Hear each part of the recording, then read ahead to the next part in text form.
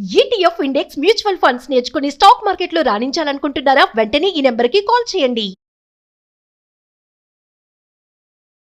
Welcome to Suman TV. నేను మీ Suman TV Nag. ప్రస్తుతం మనం టీనేజ్ పిల్లల్లో చూస్తే సెల్ ఫోన్కి బాగా అడిక్ట్ అయిపోయి ఉంటారు.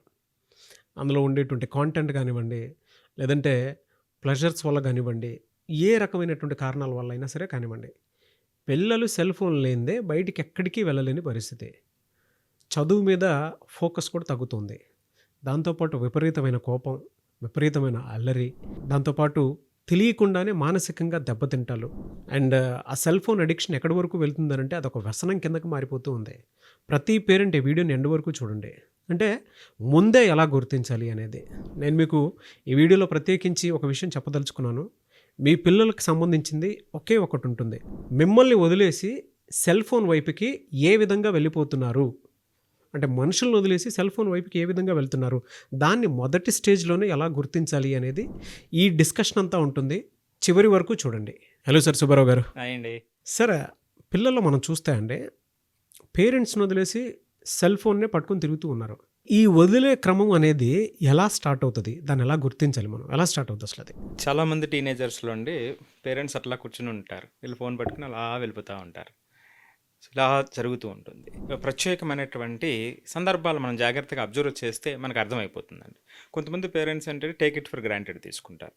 అదే సందర్భంలో కొంతమందికి ఓవర్ ఇంపోజిషన్ చేసి దాని నుంచి దూరం పెట్టాలనుకుంటారు. ఈరోజు సమాజంలో వీటి నుంచి దూరం జరగటం అనేటువంటిది జరగదండి. సో దాన్ని పరిమితుల్లో ఎలా ఉంచుకోవాలనేటువంటిది అంశం. సో ఈ సందర్భంలో ఎలా గుర్తించాలి మీరు అడిగినట్టుగా. సో మొట్టమొదటిగా అండి, డే స్టార్ట్ అయినప్పటి నుంచి చూద్దాం. పిల్లలు పడుక్కుని అలా మంచం మీద నుంచి లెగిస్తారండి. లెగిసిన వెంటనే ఎక్కడికి వెళ్తున్నారు? లెగిసిన వెంటనే పక్కన సెల్ ఫోన్ తీసుకుంటున్నారా, లేదా సెల్ ఫోన్ ఉన్న చోటకి వెళ్ళి సెల్ ఫోన్ చూస్తున్నారా? మొట్టమొదటి కారణం అండి. సెల్ ఫోన్ చూసినటువంటి ఆ పిల్లలు ఎంతసేపు చూస్తున్నారు? ఆ సెల్ ఫోన్ పట్టుకుని ఎక్కడికి వెళ్తున్నారు? ఆ సెల్ ఫోన్ పట్టుకుని అలా వాష్రూమ్కి వెళ్ళిపోతున్నారా? లెగటం, లెగిసిన తర్వాత దాని మీదే వెంటనే దృష్టి పెట్టడం, తర్వాత వాష్రూమ్ కూడా సెల్ ఫోన్ పట్టుకెళ్ళటం. పోనీ అక్కడి నుంచి బయటకు వచ్చారు. అక్కడి నుంచి బయటకు వచ్చిన తర్వాత బ్రేక్ఫాస్ట్.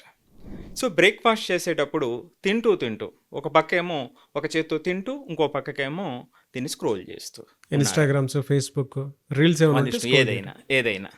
సో ఇక అంటే తిండి విషయంలో కూడా దాని మీద దృష్టి పెట్టకపోవటం అయిపోయిందండి అక్కడితో. ఆ తర్వాత రాత్రికి వచ్చేటప్పటికి, పడుకునే సమయంకి వచ్చేటప్పటికి అప్పుడు కూడా సెల్ ఫోన్ ఇలా చూస్తూనే అలా మంచం మీద పడుకోవటం. ఈ క్రమంలో ఇది చూస్తూనే రాత్రి 12, 1 గంట, 2 వరకు కూడా వీటిలోనే సోషల్ మీడియా లేదా సోషల్ నెట్వర్కింగ్లోనే నిమగ్నం అయిపోయి ఉండటం, పడుకోకపోవటం. సో కొంతమంది పిల్లలు గేమ్స్, సో అదే పనిగా గేమ్స్ ఆడుతూ అదే మంచం మీద అట్లా పడుకోవటం, అది ఇక లేట్ నైట్ వరకు వెళ్ళిపోవడం. చూడండి, లెగిసినప్పటి నుంచి ఎలాగా ఇదంతా కూడా కలిసిపోయి ఉందో. అవును, అంటే మీరు చెప్తుంటే నాకు ఒక క్లారిటీ వచ్చిందనమాట. సో ప్రతి పేరెంట్ ఇందులో మనకి పిల్లోడు ఎలా దూరం అయిపోతున్నాడు అని మనం గుర్తించాలి అని అంటే, లేచినప్పటి నుంచి స్టార్టింగ్ సెల్ ఫోన్ ఎత్తుకున్నాడు అంటే అది ఫస్ట్ సైన్ అనమాట. అంటే దాన్ని అర్థం చేసుకుని గుర్తించాలి. ఓహో, వీడు మన అండర్లో ఉండట్లేదు అనుకునేటువంటి దానికి. సెకండ్ వచ్చేటప్పటికి ఏదన్నా అంటే బ్రేక్ఫాస్ట్ లాంటివి చేస్తుంటారు కదా, అది టైంతో సంబంధం లేకుండా తినేటప్పుడైనా సరే పిల్లలు ఫోన్ పట్టుకొని ఇన్స్టాగ్రామ్ రీల్సో, ఫేస్బుక్ కాంటెంటో, నాకు లైక్స్ ఎంత వచ్చాయి, డిస్లైక్స్ ఎన్ని వచ్చాయి, నన్ను ఏం చేస్తున్నారు అనుకునేటువంటి ఆలోచనతోటి సెల్ ఫోన్కి పట్టుకుంటూ ఉన్నారు అని అంటే బయట వాష్రూమ్కి వెళ్ళేటప్పుడు, లేదంటే తినేటప్పుడు, లేదా పడుకునేటప్పుడు కూడా మీ పిల్లలు తెలియకుండానే సెల్ ఫోన్కి ఎక్కువగా అడిక్ట్ అవుతున్నారు అని అంటే that is the first sign. అంటే మమ్మల్ని వదిలేసి వేరే ప్రపంచానికి వెళ్ళిపోతున్నాడు, వాడి ఆలోచనలు వేరే ఉన్నాయి, సెల్ ఫోన్లో మాకు తెలియకుండానే తెలియనటువంటి విషయాలు ఏదో తెలుసుకొని తప్పు చేయబోతున్నాడు, దీన్ని మనం గుర్తించాలి అనుకునేటువంటి ఆలోచనకు వచ్చేసేయండి. ఖచ్చితంగా అండి. ఇప్పుడు మీరు చెప్పినట్టుగా నాగరాజు గారు, మైండ్ సెట్లో మార్పు మొదలయ్యింది. సో ఇవి ఎప్పుడైతే ఇప్పుడు చెప్పినటువంటి సైన్స్ మనం అబ్జర్వ్ చేసాం, మైండ్ సెట్లో మార్పు మొదలయ్యింది. అది ఇటు పక్కకి తీసుకెళ్తుంది అనేటువంటిది ప్రస్తుతానికి మనకు తెలియదు. ఎస్. సో దీనికి తోడండి, వాళ్ళు పెట్టినటువంటి పోస్టులకి లైక్స్ రాకపోయినా, కామెంట్స్ రాకపోయినా ఎక్కువగా బాధపడటం. సో ఇది ఎక్కువ కనిపిస్తూ ఉంటుంది. ఇక తరువాత సోషల్ ఇంటరాక్షన్కి దూరం అయిపోతూ ఉంటారు. అంటే వాళ్ళతో ఉన్నటువంటి ఫ్రెండ్స్తో కూడా సంభాషణ తగ్గిపోతూ ఉంటుంది. మా కుటుంబంతో అలాగే తగ్గిపోతుంది, ఫ్రెండ్స్తో కూడా తగ్గిపోతూ ఉంటుంది. ఇక తర్వాత కారణం అండి, చిన్నప్పటి నుంచి వీళ్ళకి కొన్ని హాబీస్ ఉంటాయండి. కొంతమంది బుక్ చదువుతారు, కొంతమంది బయటకు వెళ్ళి ఆడుకుంటారు, కొంతమంది ఫ్రెండ్స్తో ఎక్కువ గడుపుతారు, క్రికెట్ ఆడుతారు, రకరకాల హ్యాబిట్స్ ఉంటాయి వాళ్ళకి. వాటి నుంచి దూరంగా వెళ్ళిపోతూ ఉంటారు, తగ్గిపోతూ ఉంటుంది, వాటి మీద ఇంట్రెస్ట్ తగ్గిపోతూ ఉంటుంది. ఇక తర్వాత అండి, ఇంటర్నెట్ తగ్గిపోయింది ఇంట్లో, ఇంటర్నెట్ పని చేయట్లేదు, ఇంటర్నెట్ ఈజ్ డౌన్, లేదా కొన్ని యాప్స్ పని చేయట్లే. మరి అప్పుడు వాళ్ళ బిహేవియర్ ఎట్లా ఉంది? అన్సెటిల్డ్ బిహేవియర్ ఉందా? ఖచ్చితంగా అండి. అంటే ఇవి చాలా చాలా ముఖ్యమైనటువంటి అంశాలండి. ఇందాక చెప్పినట్టు వాటితో పాటుగా ఇవి చాలా చాలా ముఖ్యమైనటువంటివే. అంటే అటువంటి సందర్భంలోనే వాళ్ళు ఏ స్థాయిలో లోపలికి కూరుకుపోతున్నారు అనేటువంటిది మనకి అర్థమవుతుంది. ఏదైనా ఒక యాప్ డిలీట్ చేసి చూడాలి ఇంట్లో అయితే. ఖచ్చితంగా ఏదో వాట్సాప్, ఇన్స్టాగ్రామ్, ఫేస్బుక్ ఒక్కసారి డిలీట్ చేసి ఒక వారం రోజులు 10 రోజులు ఫేస్లు చూడాలి. అవునండి, వారం రోజులు. ఓకే, దాన్ని బట్టి మనకు దూరంగా ఉన్నారా, దగ్గరగా ఉన్నారా, అకాడమిక్స్ ఎంత దూరం అవుతున్నారు? అకాడమిక్స్ కి దగ్గరగా ఉన్నారా, దూరంగా ఉన్నారా, లేదంటే ఆన్లైన్లో ఎవరన్నా దొరికితే ఆ యాప్స్ త్రూ ఎవరన్నా పట్టుకున్నారా అనుకునేటువంటి ఖచ్చితంగా కరెక్ట్, మంచి మాట చెప్పారు మీరు. నిజంగా టీనేజ్లోనే స్టార్ట్ నిజంగా అవుతుంది. చూడాల్సినటువంటిది టీనేజ్ వాళ్ళలో విపరీతమైనటువంటి చాలా ఉద్రేకం ఉంటుంది, కోపం ఉంటుంది, ద్వేషం ఉంటుంది, అలానే స్టార్ట్ అవుతుంది వాళ్ళలో. నిజంగా సెల్ ఫోన్ తీసుకున్నప్పుడే. ఎస్ అండి. ఎందుకంటే మన కళ్ళ ముందు అనేక ఎగ్జాంపుల్స్ ఉన్నాయి కదండి. ముఖం తెలియకుండా ఫేస్బుక్లో లవ్ చేశారు, పెళ్లి చేసుకున్నారని రకరకాలు వింటూ ఉన్నాం కదా. ఖచ్చితంగా మీరు చెప్పిన మాట మంచి మాట, చాలా జాగ్రత్తగా చూడాల్సినటువంటిది. కొన్ని సందర్భాల్లో నెగిటివ్ కామెంట్స్ వస్తాయండి.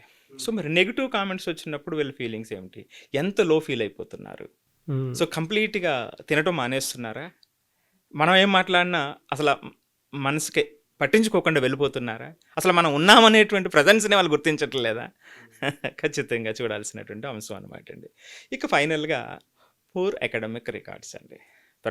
అకాడమిక్ పెర్ఫార్మెన్స్ ఆటోమేటిక్గా డిక్లైన్ అయిపోతూ ఉంటుంది.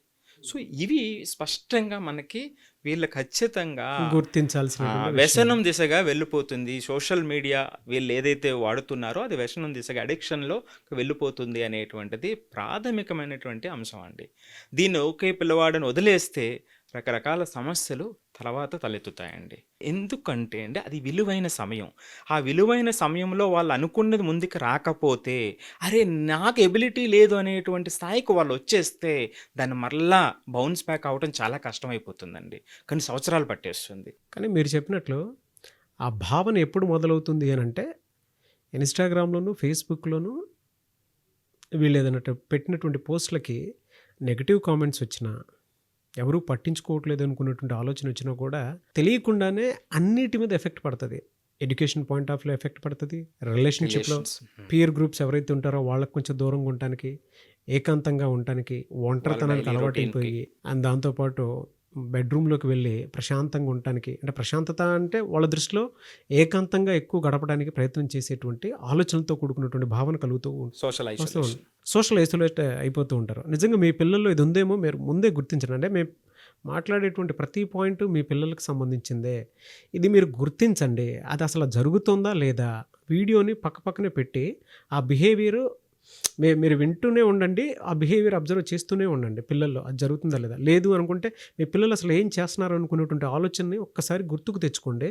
మీకు నిజంగానే తెలుస్తుంది మీ పిల్లలు ఎక్కడెక్కడ ఏ రకంగా తప్పులు చేసుకుంటూ సెల్ ఫోన్లో ఎడిక్ట్ అయిపోయి మిమ్మల్ని వదిలేసి వేరే ప్రపంచానికి వెళ్ళిపోతున్నారో మీకు క్లారిటీ వస్తుంది. ఇప్పుడు మీరు చెప్పినట్టుగా ప్రతి పేరెంట్ కూడా చాలా ఈజీగా అబ్జర్వ్ చేయొచ్చు అండి, చిన్నగా తీసుకోకూడదు. సో మరి అసలు దీనికి కారణాలు ఏమిటి అనేటప్పుడు ఒక 2 కారణాలు చెప్పచ్చు అండి, ఎందుకు వాళ్ళు అంత అట్రాక్ట్ అవుతున్నారు దానికి అనేటువంటిది. మొట్టమొదటండి, సులువుగా యాక్సెసిబిలిటీ ఉందండి. ఇప్పుడు మీరు ఫేస్బుక్ ఓపెన్ చేయాలంటే మీరు ఏమైనా డబ్బులు కట్టాలా సార్? మెయిల్ ఐడి ఉంటే చాలు. మెయిల్ ఐడి ఉంటే చాలు. ఇప్పుడు పిల్లలు అయితే పేరెంట్స్ మెయిల్ ఐడిలోనే ఉంది కాబట్టి ఆటోమేటిక్గా వాడేస్తున్నారు. వాడేస్తున్నారు. సో ప్రతిసారి పాస్వర్డ్ అప్లై చేయాలంటారా? అది కూడా అవసరం లేదు, రైట్ అండి. సో కాబట్టి మీరు మరి ఫోన్లో ఉంటేనే వాడగలుగుతారా? వెబ్ పేజ్లో వాడగలరా? వాడగలరు. ట్యాబ్లో వాడగలరా? ట్యాబ్లో వాడగలరు. సో ఎక్కడైనా యాక్సెసిబిలిటీ ఉంది. మీరు ఏమి రూపాయి కట్టవలసినటువంటి అవసరం లేదు, ఈజీగా యాక్సెసిబిలిటీ. పాస్వర్డ్ కూడా ఎంటర్ చేయవలసినటువంటి అవసరం లేదు. ఒకసారి మన డివైజ్లో ఉంది అంటే any time we can operate అండి. ఇది రూట్ కాజ్. సో కాబట్టి వీళ్ళు చేసేటువంటిది ఖచ్చితంగా యాక్సెసిబిలిటీ అలా ఇచ్చేసారు, ఎందుకంటే మీకు కొంచెం టెంప్ట్ చేయాలి కదా కాబట్టి. సో ఇది మొదటి కారణం అండి. ఇక రెండోది, చాలా జాగ్రత్తగా చూడవలసినటువంటిది సైకలాజికల్ రివార్డ్ అండి. సైకలాజికల్ రివార్డ్ అనేటువంటిది చాలా కూలంకషం అండి, చూడవలసినటువంటి అవసరం ఉంది. ఎందుకంటే ఇదే మైండ్ సెట్ని మార్చేస్తుంది. మీరు ఫేస్బుక్ కానివ్వండి, యూట్యూబ్ కానివ్వండి, ఇన్స్టాగ్రామ్ కానివ్వండి, ఏది తీసుకున్నా సరే సోషల్ నెట్వర్కింగ్ సైట్ తీసుకునేటప్పుడు అది ఎలా ఆపరేట్ చేయబడుతుందండి? సో దానికి ఒక అల్గరిథం ఉంది. ఆ అల్గరిథం ఏం చేస్తుంది? మన యొక్క ఇష్టాలని, మన యొక్క ఫీలింగ్స్ని అర్థం చేసుకుంటుంది. సో దానికి సంబంధించిన కంటెంటే మరలా మరలా వస్తుంది. చూసారా? అంటే మన మైండ్ని అది రీడ్ చేసేసింది. ఎప్పుడైతే రీడ్ చేసేసిందో మనకు కావలసినటువంటిది అక్కడ దొరుకుతునేటప్పుడు ఏమవుతుందండి? సో అది బాగా అట్రాక్ట్ చేస్తుంది. ఇది ప్లెజర్ని ఇస్తుంది. మైండ్కి ఒక రివార్డ్ అంటే అప్రిసియేషన్ ఇస్తున్నట్లు. అది అమ్మయ్యా ఒక మంచి రిలాక్సేషన్లోకి వచ్చాం. అది ఒకదాంతో సెర్చ్ చేసేది కంటిన్యూగా మనకు దొరుకుతుంది కదా అక్కడే. ఎస్. సో ఇక రెండో సందర్భం అంటే చూడండి, అంటే ఇవన్నీ కూడా మైండ్ సెట్కి రిలేట్ అయినటువంటి పాయింట్స్. సో రెండవది, మీకు ఒక లైక్ వచ్చింది అనుకోండి, లేదా మంచి కామెంట్ వచ్చింది అనుకోండి, ఏమనిపిస్తుంది? చాలా హ్యాపీగా అనిపిస్తుంది, అప్రిషియేట్ చేసినట్టు అనిపిస్తుంది, హ్యాపీగా ఉంటుంది. సో మరి ఇది ఎందుకు ఇలా జరుగుతుంది అనుకునేటప్పుడు మన బాడీలో జరిగేటువంటి ఒక ప్రక్రియ అండి. సో అది ఏమిటి అంటే డోపమైన్ అనేటువంటి ఒక న్యూరో ట్రాన్స్మిటర్ రిలీజ్ అవుతుంది. ఓకే. మనకి ఎప్పుడైనా సరే ఒక మంచి పని జరిగినప్పుడు, లేదా మనం మంచిగా వాకింగ్ చేసినప్పుడు రిలీజ్ అయ్యేటువంటి ఒక డోపమైన్ ఉంటుందండి. ఇది ఒక ప్లెజర్ని ఇస్తుంది మనకి. కింగ్ అనమాట అండి అది మన న్యూరో ట్రాన్స్మిటర్లో. సో అది ఒక ప్లెజర్ని ఇస్తుంది. ఎప్పుడైతే ప్లెజర్ ఇస్తుందో మనం ఖచ్చితంగా దానికి అట్రాక్ట్ అవుతాం. డోపమైన్ రిలీజ్ అయిన తర్వాత సో ఆ డోపమైన్ నెక్స్ట్ డోపమైన్ ఎప్పుడు రిలీజ్ అవ్వాలనేది వెయిట్ చేస్తూ ఉంటాం. Happy hormones. సో మరి అలాంటప్పుడు మీకు ఒక క్వశ్చన్ రావచ్చు, మరి నెగిటివ్ కామెంట్ వస్తే ఏంటి అనేటువంటిది. నెగిటివ్ కామెంట్ వచ్చేటప్పుడు ఇక్కడ ఉన్నటువంటి ఒక అద్భుతమైనటువంటి పాయింట్ ఏమిటంటే అండి, మనం ఈ వ్యవస్థ టాలరెన్స్ని పెంచుతుందండి. అదేంటి టాలరెన్స్ని ఎలా పెంచుతుంది అనుకోవచ్చు మీరు. సో ఇప్పుడు నెగిటివ్ కామెంట్ వచ్చింది, ఆల్రెడీ ఇందాక ఒక డోపమైన్ ఒకసారి వచ్చింది చూసారా, దానికోసం వెయిట్ చేయిస్తుంటుంది.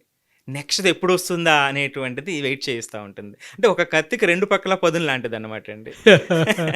ఇది సైన్స్ లోపల ఉండేటువంటి మన బ్రెయిన్లో మనకి తెలియకుండానే వచ్చేటువంటి మార్పు అనమాట అండి. Root cause.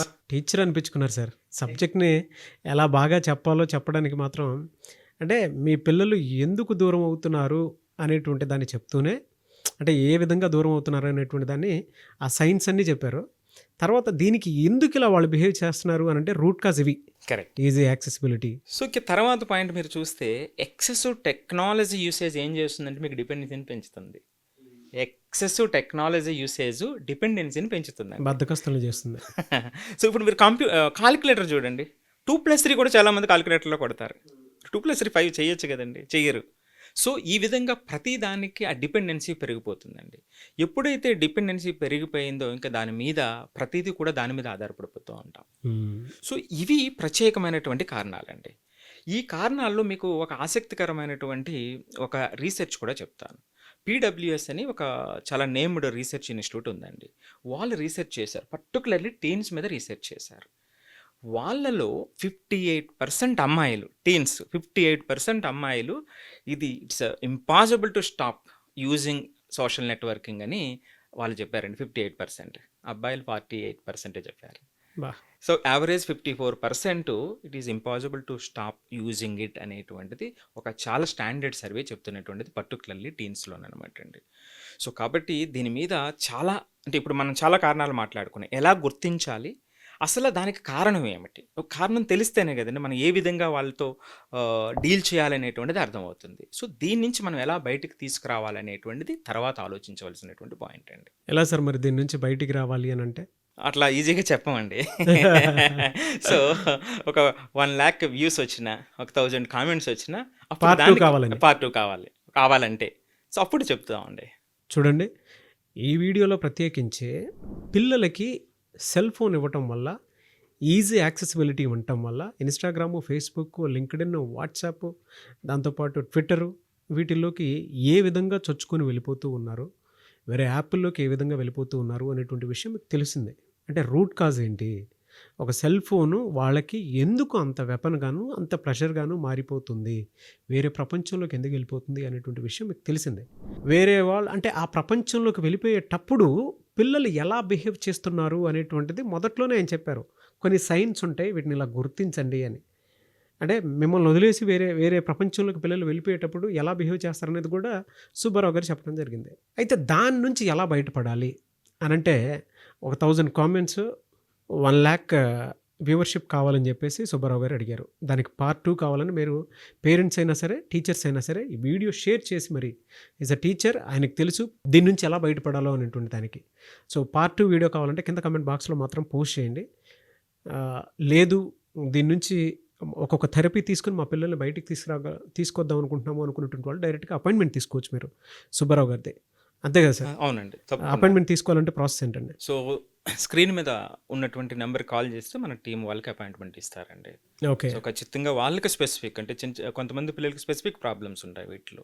సో ఖచ్చితంగా వాళ్ళకి సొల్యూషన్ ఇవ్వడం జరుగుతుందండి. ఎనీవేస్ వెరీ గుడ్ కాంటెంట్ అండి. Thank you sir, thank you so much Thank you Subbarao గారు. అండి. సో మీ పిల్లలు సెల్ ఫోన్ నుంచి అంటే అడిక్షన్ నుంచి బయటపడలేకపోతున్నారా? విపరీతమైన కోపంలో ఉన్నారా? అల్లరి చేస్తున్నారా? ప్రతి దాంతోనూ కంపేర్ చేసి మీ ముందు మాట్లాడుతూ ఉన్నారా? మీరంటే అసహించుకుంటున్నారా? మీరు చెప్పే మాట వినటం లేదా? ప్రతి ఒక్క సమస్యకి ఒక సొల్యూషన్ ఉంటుంది, వన్ స్టాప్ సొల్యూషన్. అదే సుబ్బారావు గారు. మన తెలుగు రాష్ట్రాల్లో పిల్లలకు కావాల్సినటువంటి ఎటువంటి థెరపీనైనా సరే త్రూ అపాయింట్మెంట్ ఆయన క్లియర్ చేస్తారు. ఆసక్తి కలిగిన వారు స్క్రీన్ మీద సుబ్బారావు గారి కాంటాక్ట్ నెంబర్ మీకు కనిపిస్తుంది, దానికి మీరు కాల్ ఆర్ మెసేజ్ వాట్సాప్ చేసి వెంటనే థెరపీ కోసం మీరు అపాయింట్మెంట్ తీసుకోండి. ఈ వీడియో లైక్ చేయండి, షేర్ మాత్రం తప్పకుండా చేయండి. ఇలాంటి మరిన్ని వీడియోస్ కోసం మా ఛానల్ ఫాలో అవ్వండి. Thank you.